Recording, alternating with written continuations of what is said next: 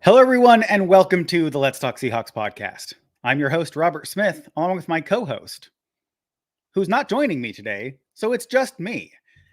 But that's all right. Adam's still dealing with some family issues. So, everyone, please say a little prayer on my behalf. Hopefully, I don't mess this up too bad. So, my initial thoughts going into this week 12 matchup against the 49ers. This is tough, right? We're coming off a heartbreaking divisional loss against the Rams. That's a game the Seahawks should have won. And let's hope there's not a little bit of hangover from the weekend. Now we have to turn around in a short week to go face an absolutely red hot 49ers team. It's a tough ask. It's a tough ask for anybody to be able to come out here and achieve a win against that team. First, let's get into some news. We have some league news going on, and I'm a little behind here. Let me catch up. So we got some league news. The Pittsburgh Steelers went out and they fired their offensive coordinator, Matt Canada, after another abysmal offensive outing. They've had a few of them this year, which is not something we've come to expect from the Pittsburgh Steelers. It's also surprising because I personally consider Pittsburgh to be one of the most stable franchises in the NFL. And I believe mid-season coaching changes, though not an absolute tell, it's not the end-all be-all, but I believe mid-season coaching changes are indicative of a poorly run franchise. But I can't put the Steelers in that category because overall, I think the Steelers are one of the better run franchises in the NFL. In fact, this is the first time that the Steelers have fired either a head coach or coordinator mid-season since 1941. That's 80 years of mid-season stability for that franchise. Let's hope this is what they needed. But I'm still not a fan of mid-season firings. I think it just adds turmoil to a team. And if you don't have consistency and an heir apparent already on the coaching staff, I think it kind of leaves your team in flux a little bit. So, hopefully this is what the Steelers needed and they can get out and do what they have to do. We've seen a lot more firings earlier this year than I would have normally wanted to see.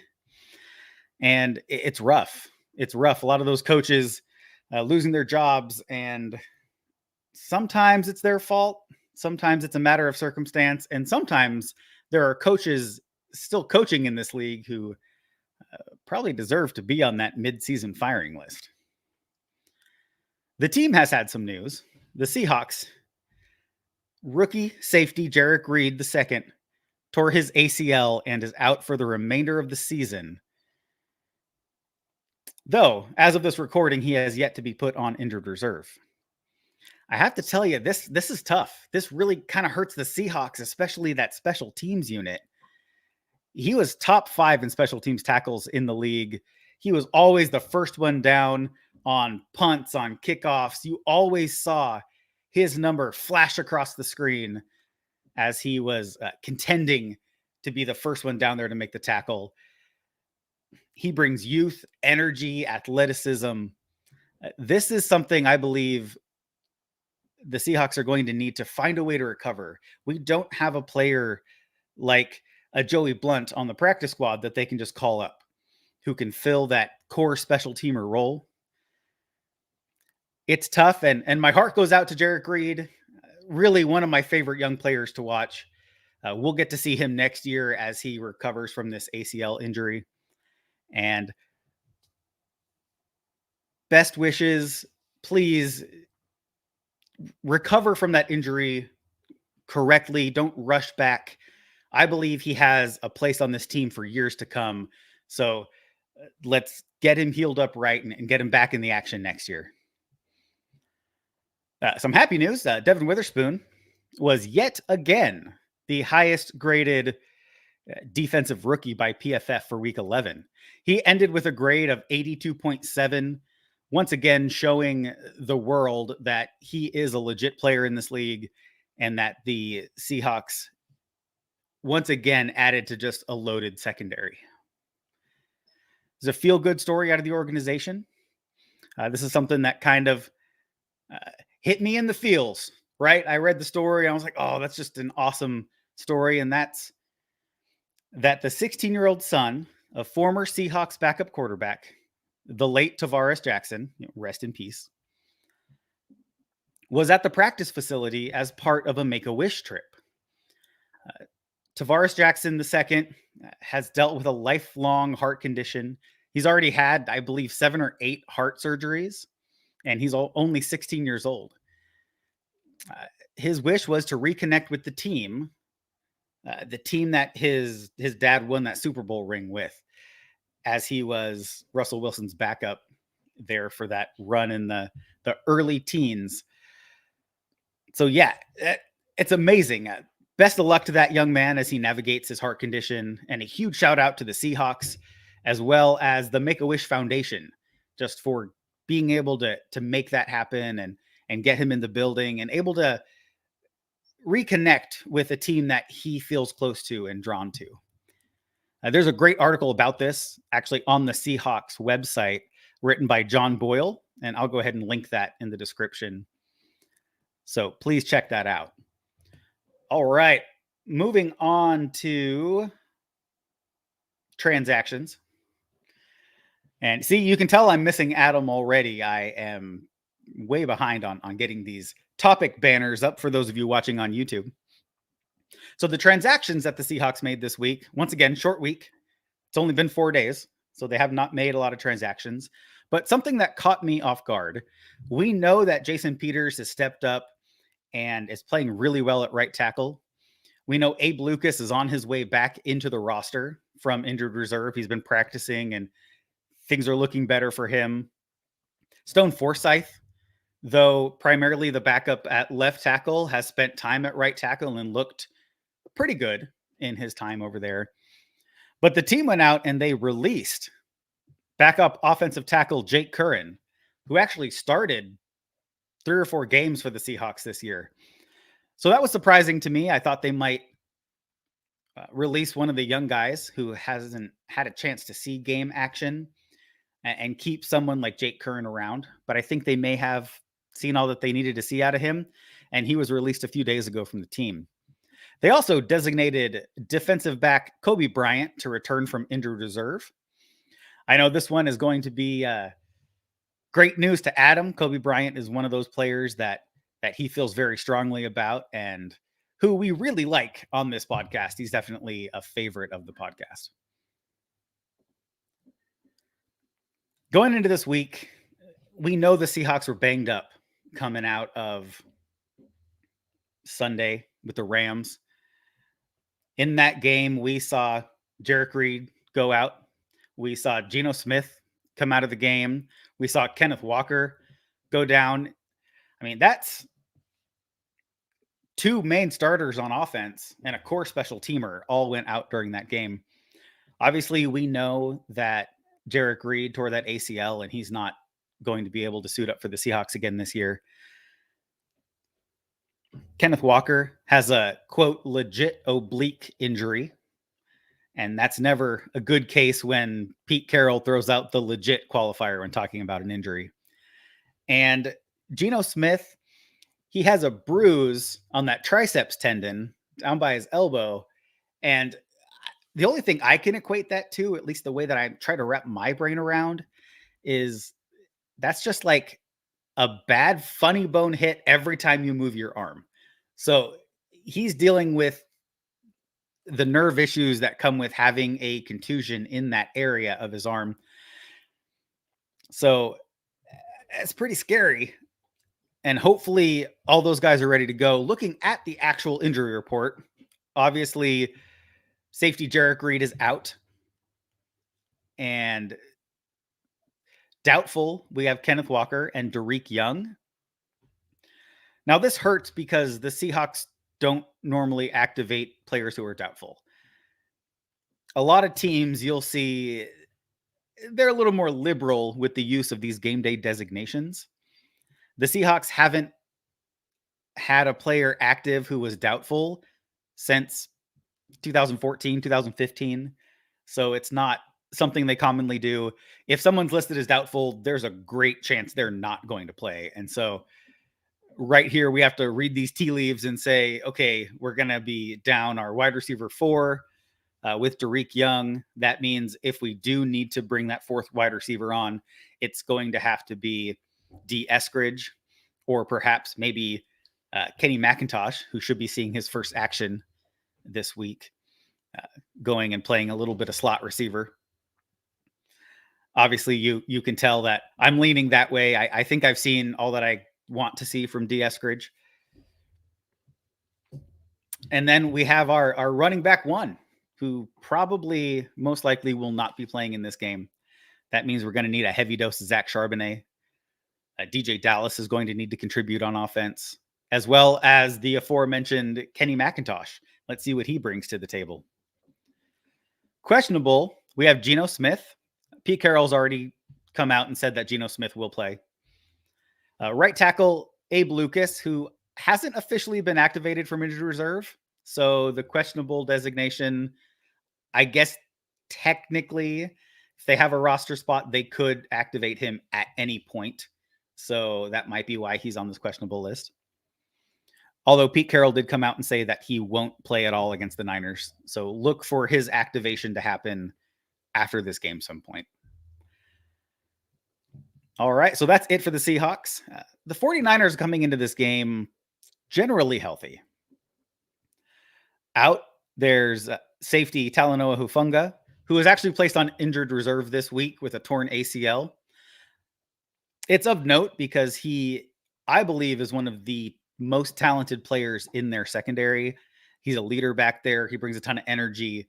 So that's a big, big loss for the 49ers. And then questionable, we have starting guards Aaron Banks and Spencer Burford. So that's both their starting guards. They're both questionable. I'm assuming that they're going to play. But yeah, let's see how that shakes out for the 49ers. I sat down, I looked at the teams, the rosters, the trends that they've been setting over the past few games, the stats where these teams match up. And normally I have Adam or one of the great guys over at 12 Talk Podcast to bounce these ideas off of. And, oh, what do you think the team needs to do to succeed? Well, I sat down, I came up with my 5 keys to success for this game. And my number 1 key to success for the Seahawks is going to be third down efficiency. What can the Seahawks do on third down? They are one of the worst teams in the league at converting third downs on offense. They're sitting right about 30th, I believe. And that's on the season. So they have not been good all year. In fact, on Sunday, they started out against the Rams 3 of 3. So we nailed our first 3 third downs. I was like, all right, we've turned the table. This offense is clicking. We're efficiently setting up these third downs and we're able to convert them.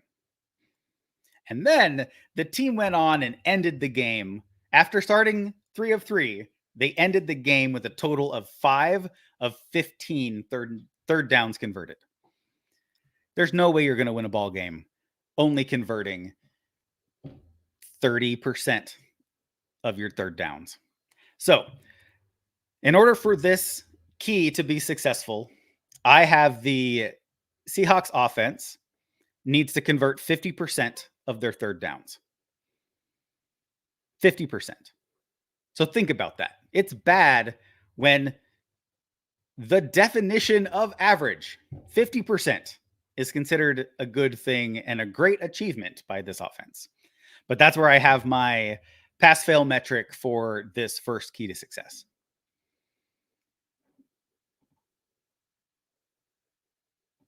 My second key to success here is we have to keep running the ball. We know Kenneth Walker is out. Well, he's doubtful. Chances are he's not going to play. That doesn't mean the offense needs to give up on the running game. In fact, they should probably lean into the running game a little bit harder with Geno Smith being banged up with that elbow. So we need a heavy dose of Zach Charbonnet. Sprinkle in a little change of pace. Let's get DJ Dallas in there. Kenny McIntosh. Let's see what he can do in his NFL debut.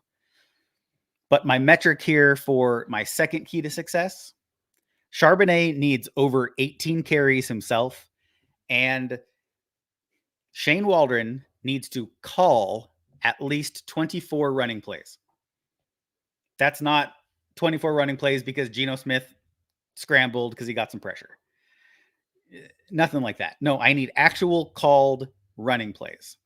And we'll see. I mean, we know Shane Waldron is not the best at executing a balanced offense.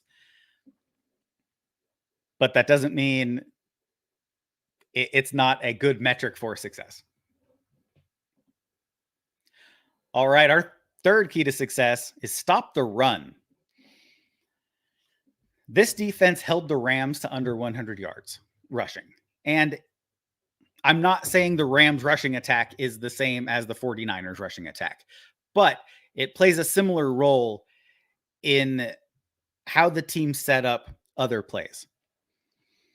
So what we need to do is have a similar performance, right? We need to take control of that rushing game defensively and kind of force the 49ers to become one-dimensional. They're sixth in the NFL.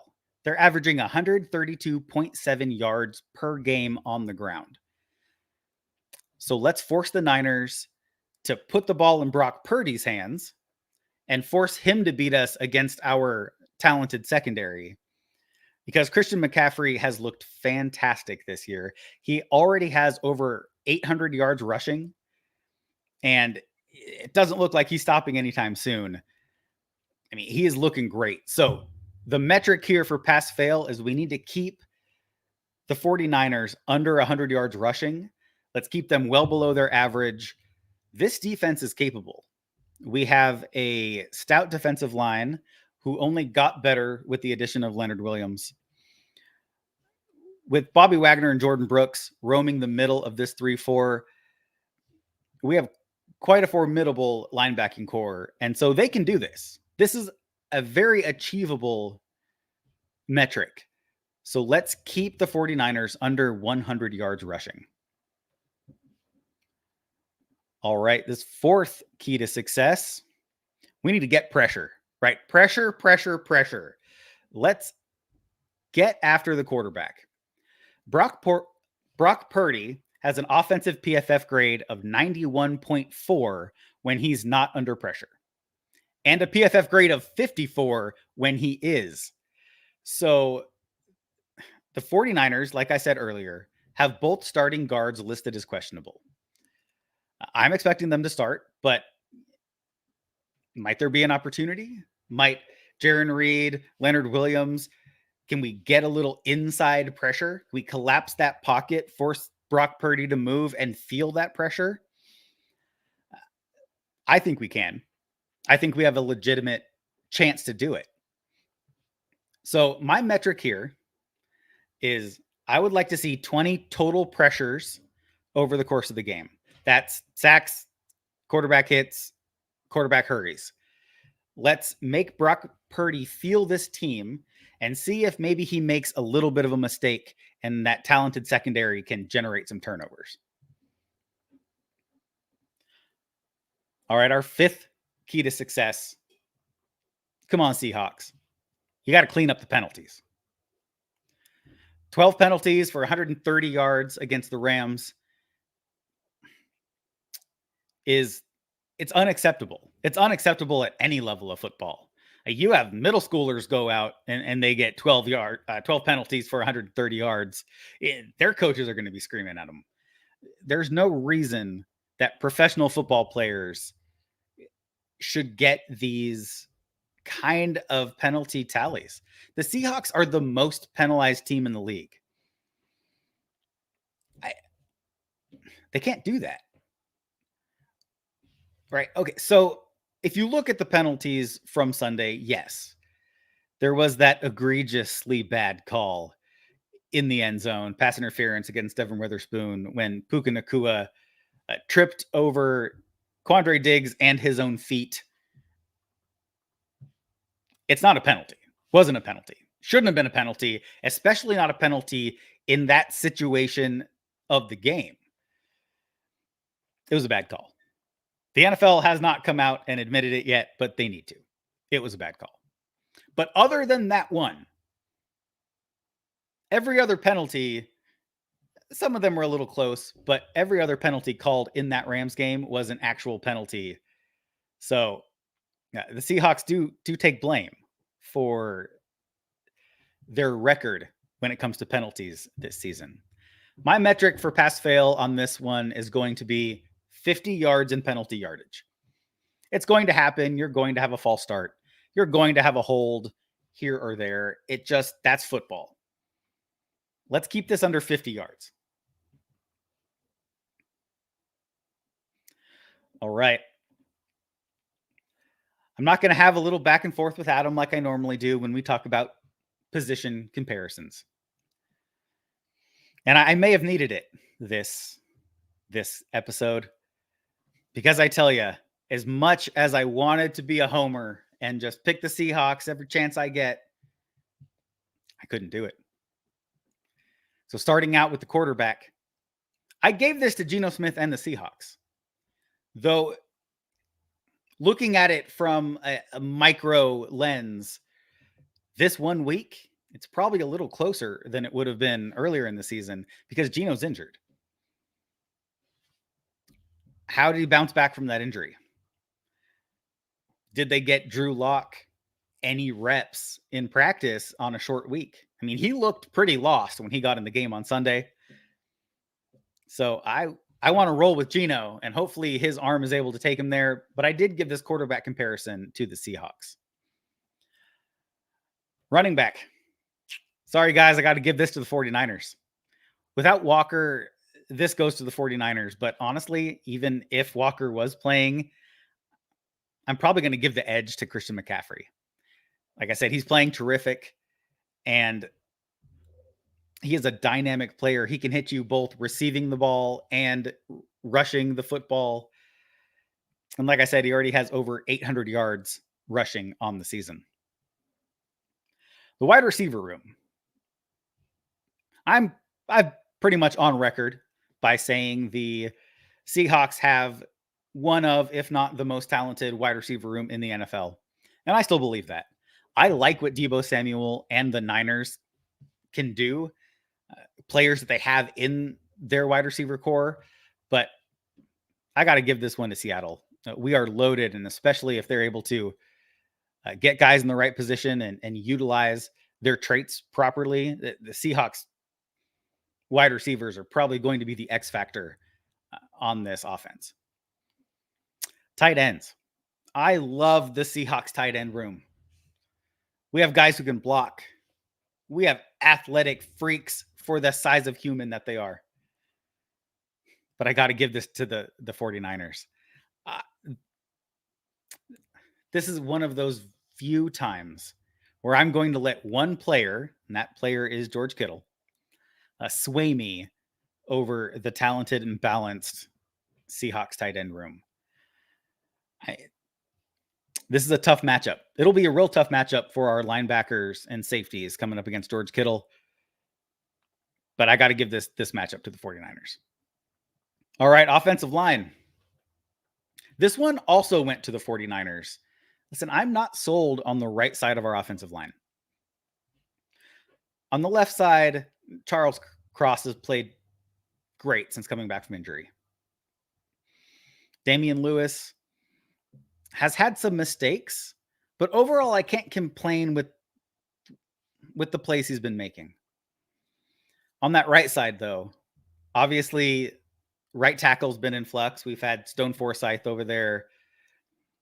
We've had Jason Peters over there. Obviously, Jake Curran is no longer on the team, but he's played time at right tackle. We don't really have an answer. The answer is Abe Lucas, and he's still coming back from injury. And then Phil Haynes at left guard. I'm not quite sold on him as that starting right guard.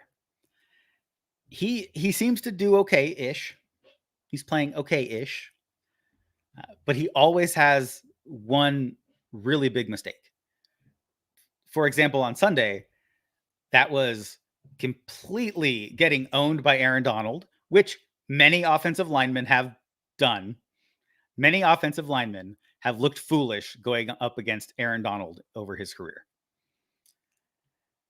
And Phil Haynes is definitely added to the list of them because he got beat on a move and was just left blocking air when Geno Smith got injured due to that hit from Aaron Donald. So I got to give this matchup to the 49ers. I think their offensive linemen, though a little banged up, both their guards are questionable. I'm going to give this matchup to the 49ers. Defensive line.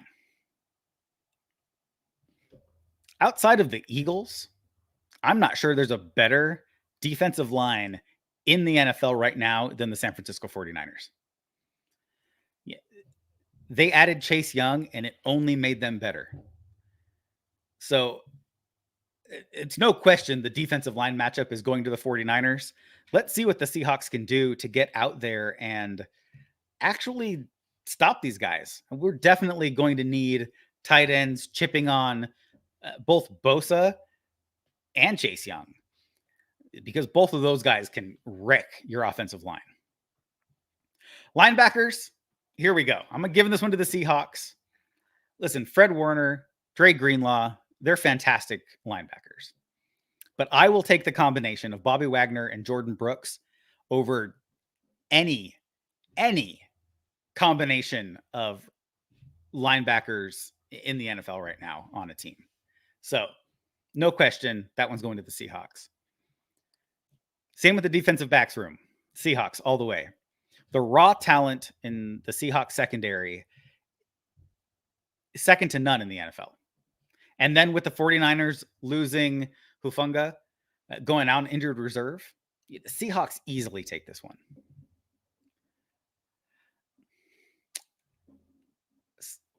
Here it is, guys. Game predictions. I like cheering on the Seahawks. I'm a pretty positive guy when it comes to the Seahawks, and I believe I've taken them to win just about every game this year in my prediction. And in fact, the one game that I thought they would lose, they actually ended up winning. Because if I'm not mistaken, that was Detroit.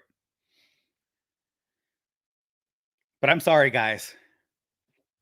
I can't pick the Seahawks to win this week. The sports books have them 7-point underdogs, and they have them that way for a reason. The Seahawks offense has not been living up to its potential. It's trending in the wrong direction. So I don't know if they can put up the points to stay with a team like the San Francisco 49ers. I hope I'm wrong. I want to be wrong. Let's hope the crowd, let's hope the 12s out there can just inject this massive amount of energy into the team and they can rise above on this Thanksgiving game. But as for me, as for this prediction right now, I have the San Francisco 49ers 23, the Seattle Seahawks 18. I think they beat the sports book. I think the Seahawks cover. But this offense is going to need to get on the right page. Shane Waldron needs to call a balanced offense in order to get this team going. We need to succeed on third downs. All these little things will contribute. And if we do all of those things right, then I am 100% fine being wrong. So my final thoughts on this game is that basically this game is for the division. Last week, we mentioned Rams, and then these 4 games coming up in front of us were like a mini playoffs in the middle of the season. Obviously, the Seahawks dropped an egg there by losing to the Rams, thus exiting the midseason playoffs. But since I made up the midseason playoffs, I can make them up again. So let's start it right now. These are the types of teams that the Seahawks will face when they make the playoffs. So they need to execute. They need to be able to rise above and face stiff competition, play to the level of their competition or greater. So that's what this game is. This game is for the lead in the NFC West, as it will end up at the end of the season. If we split with the 49ers, they will take the division, I believe, on a tiebreaker if both teams win the games they're supposed to win. And right now, our playoff chances sit at 54% after that loss to the Rams. But if we win this game against the 49ers, that 54% jumps to 98%. And I like that, right?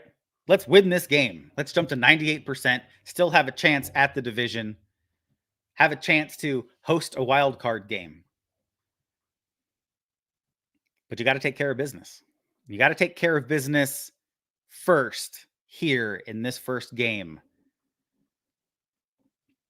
against a really tough 49ers team. Thank you for listening to Let's Talk Seahawks, the podcast for fans like you. Hopefully I did okay doing this by myself, not being able to bounce conversation off somebody else. And thank you for sticking with me and listening all this time. If you're listening in the audio world, thank you. If you're watching us or a replay of this live stream on YouTube, thank you. Please hit that subscribe and thumbs up if you like the show. Once again, thank you for watching. And as always, go Hawks.